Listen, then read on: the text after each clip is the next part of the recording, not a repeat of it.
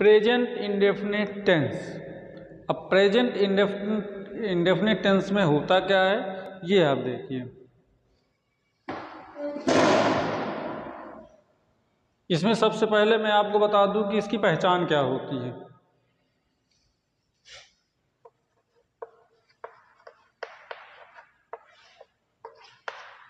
Present indefinite tense की पहचान होती है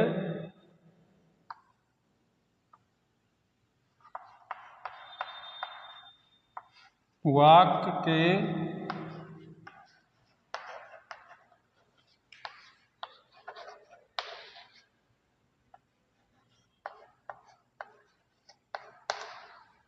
के अंत में ता है, टी है और ते है। अगर वाक्य के अंत में ता है, ती है, ते हैं आदि आता है तो आपको ये समझ लेना है कि ये प्रेजेंट इंडेफिनिट टेंस है। इसकी यही पहचान होती है।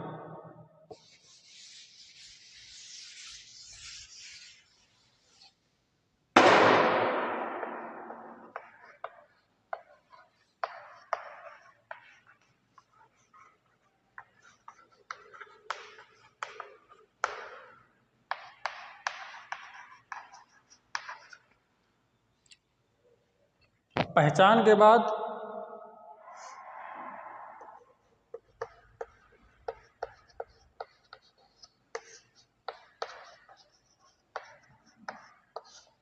इसकी सहायक क्रिया क्या होती है? Helping verb.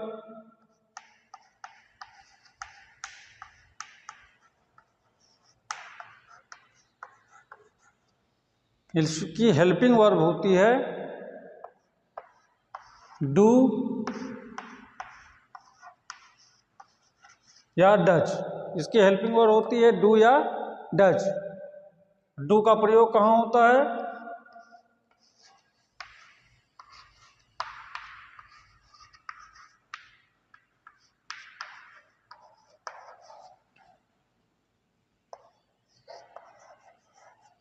I, we, they, you and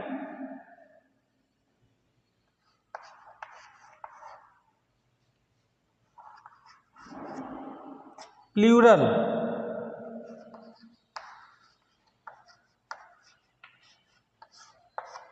बहुवचन सब्जेक्ट के साथ।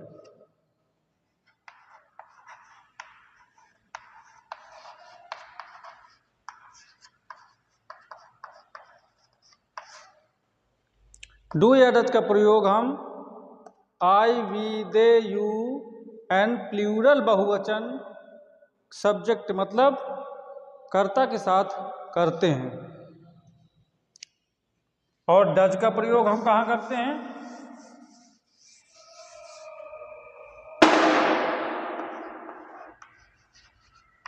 डज का प्रयोग ही, सी, इट एक वचन करता।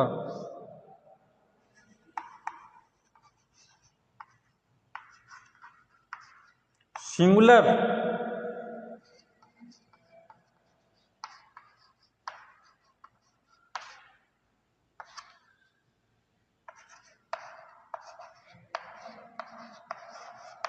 सब्जेक्ट के साथ, सिंगुलर सब्जेक्ट के साथ हम इसका डज का प्रयोग करते हैं और ही, सी, इट के साथ करते हैं। तो ये आपका हो गया।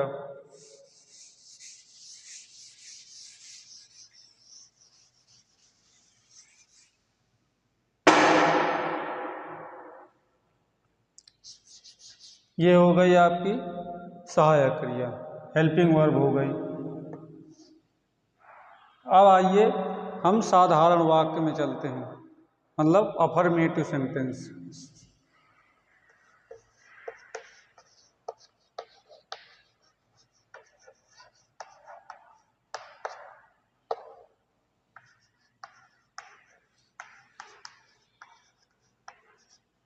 अफर्मेटिव सेंटेंस मतलब साधारण वाक्य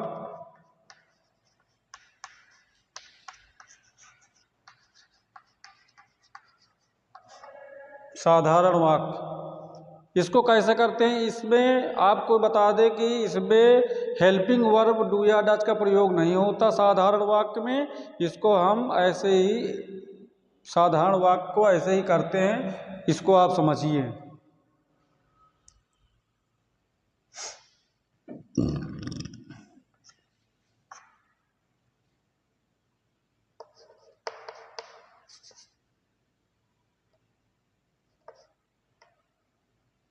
इसमें क्या करते हैं कि क्रिया जो वर्ब होती है उसके लास्ट में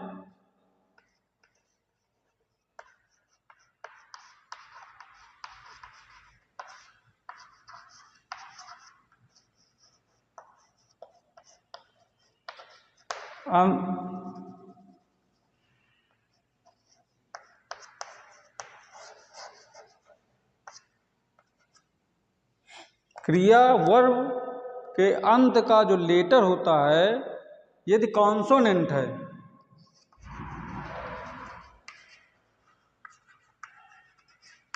अगर कॉन्सोनेंट है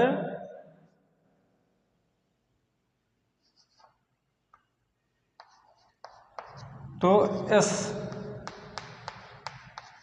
लगाते हैं,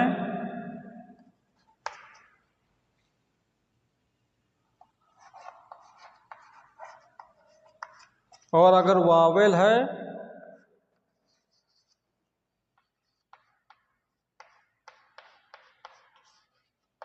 तो ई एस लगाते हैं और उसको वाक्य को हम करते हैं।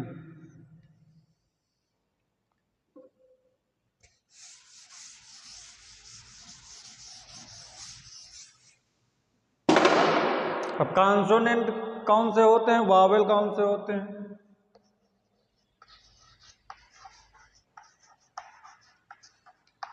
कॉन्सोनेंट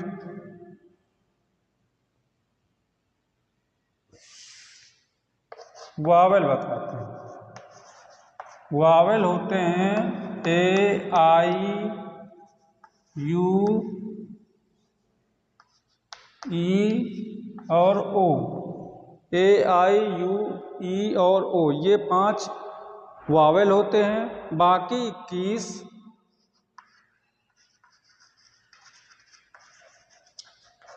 अल्फ़ाबेट में 26 लेटर होते हैं, उसमें से ये 5 होते हैं ए आई यू ई ओ, ये वावेल होते हैं, और बाकी 21 कॉन्सोनेंट होते हैं। यदि कॉन्सोनेंट या 21 में से अगर कोई एक लेटर वर्ब के लास्ट में आता है तो हम वहाँ पर ई एस का प्रयोग करते हैं, और अगर Wavell A I O you ई में से वर्ब के लास्ट में अगर कोई लेटर इनमें से आता है तो हम उसमें एस लगाते हैं।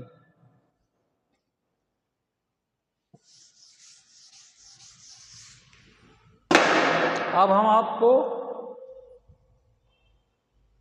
एग्जाम्पल बताते हैं, लेकिन आप एग्जाम्पल के पहले सब्जेक्ट क्या होता है और वर्ब क्या होता है, ऑब्जेक्ट क्या होता है, ये आप समझ लीजिए, उसके बाद फिर आगे बढ़ते हैं। What is subject?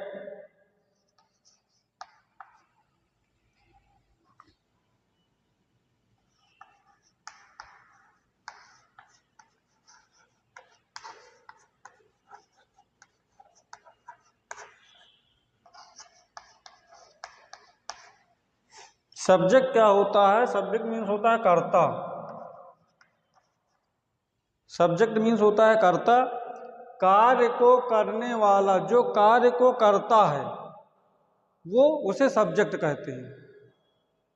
कार्य को करने वाला सब्जेक्ट कहलाता है, कर्ता कहलाता है। और वर्ब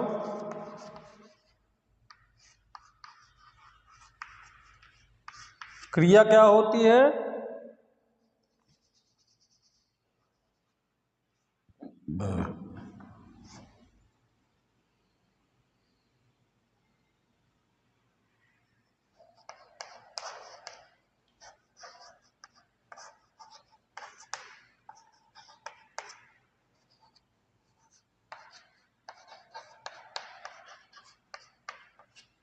जो कार्य हो रहा है, जो कार्य हम कर रहे हैं उसे क्रिया कहते हैं।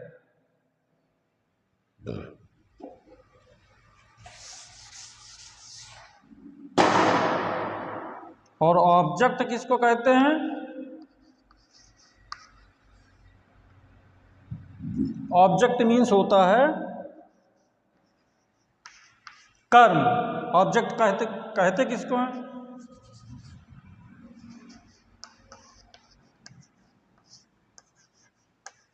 जिस पर कार्य हो।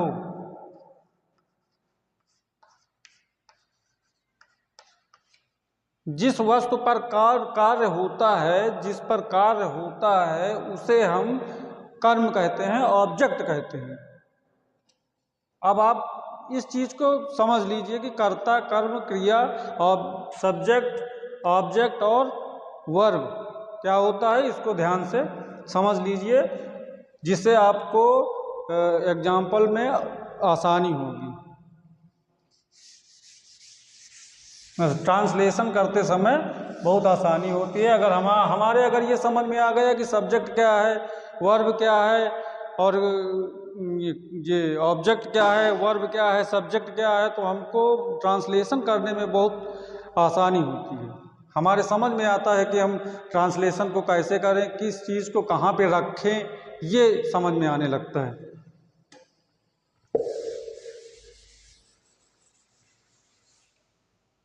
अब हम साधारण वाक्य को ट्रांसलेट करते हैं।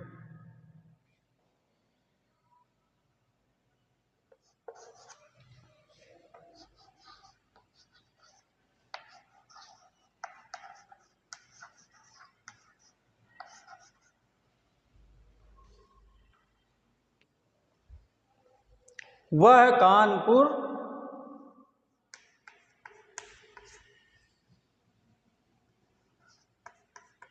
जाता है। वह कानपुर जाता है, तो यहाँ पर क्या है? ता है।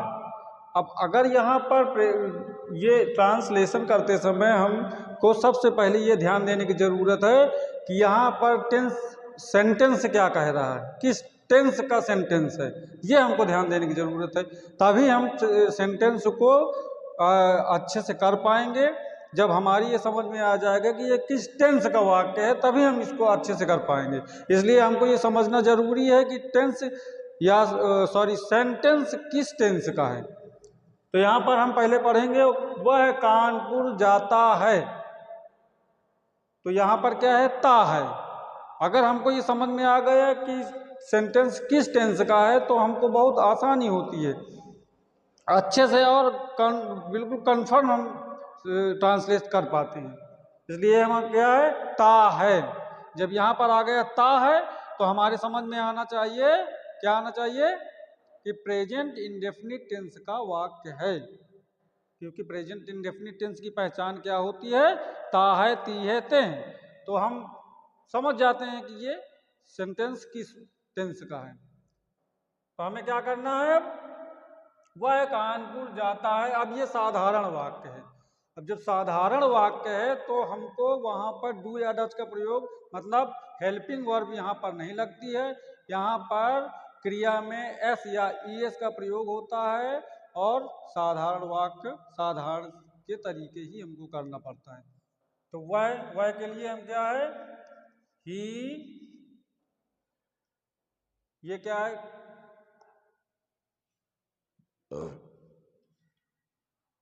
सॉरी, सबसे पहले हम आपको इसका फार्मूला बताते हैं, उसके बाद सबसे पहले हमको सब्जेक्ट रखना है, इसके बाद वर्ब रखना है, इसके बाद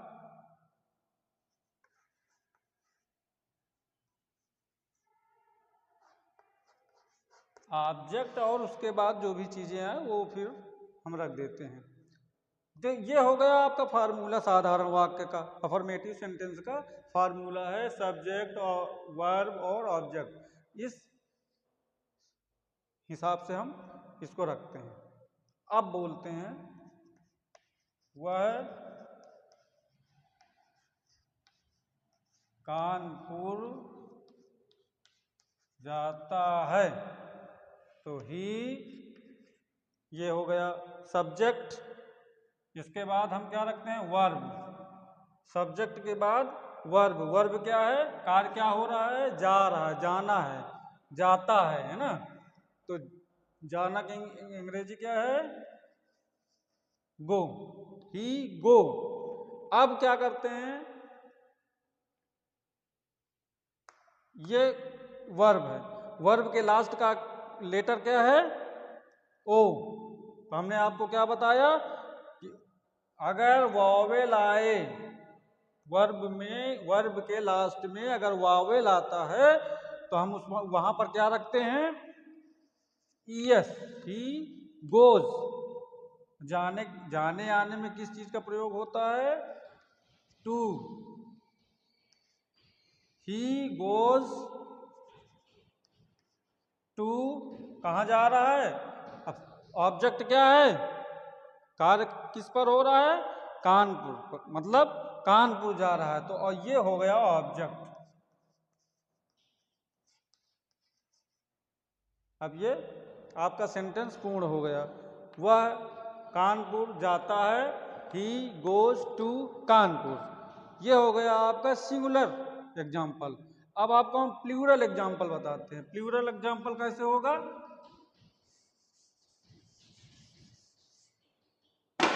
या एक एक सिंगुलर और समझ लीजिए।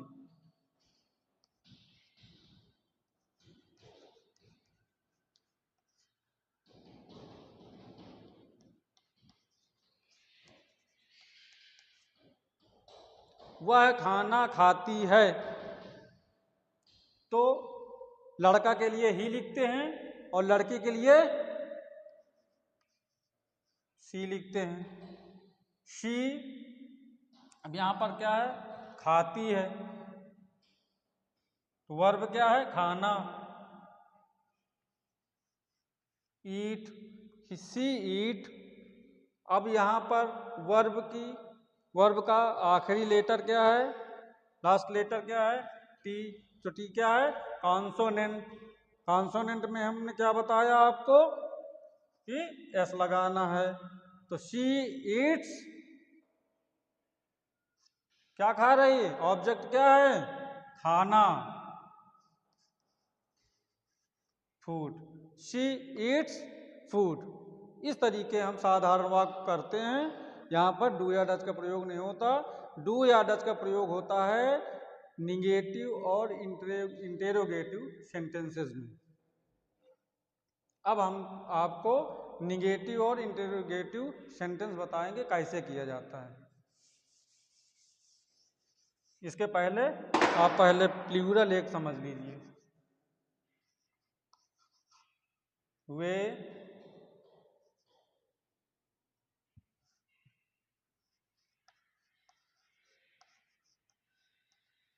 अमरूद तोड़ते हैं।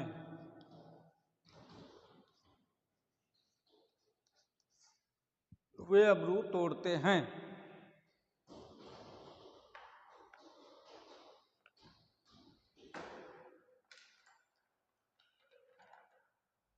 वे अमरूद तोड़ते हैं। यहाँ पर सब्जेक्ट क्या है, वे मतलब प्लूरल। अब ये प्लूरल है, तो क्या करेंगे, दे। वर्ब क्या है, तोड़ना। वर्ब, व्हाट इज वर्ब, तोड़ना। तो तोड़ना की इंग्लिश क्या होती है, प्लक। प्लक, दे प्लक। और एक चीज और समझ लीजिए कि केवल सिंगुलर में ही एस या ई एस का प्रयोग होता है। सिंगुलर सेंटेंसेस में, सिंगुलर सब्जेक्ट में ही सी इट या सिंगुलर सब्जेक्ट में हम एस या ई एस का प्रयोग करते हैं। और प्लूरल सब्जेक्ट्स में हम एस या ई एस का भी प्रयोग नहीं करते, उसको भी ऐसे साधारण करते हैं। उसमें क्रिया, उसमें मतलब वर्ब जो है उसी का उसी तरीके रखी जाएगी, जैसे है वैसे ही हम रख देते हैं। एक वो फर्स्ट वो दे प्लग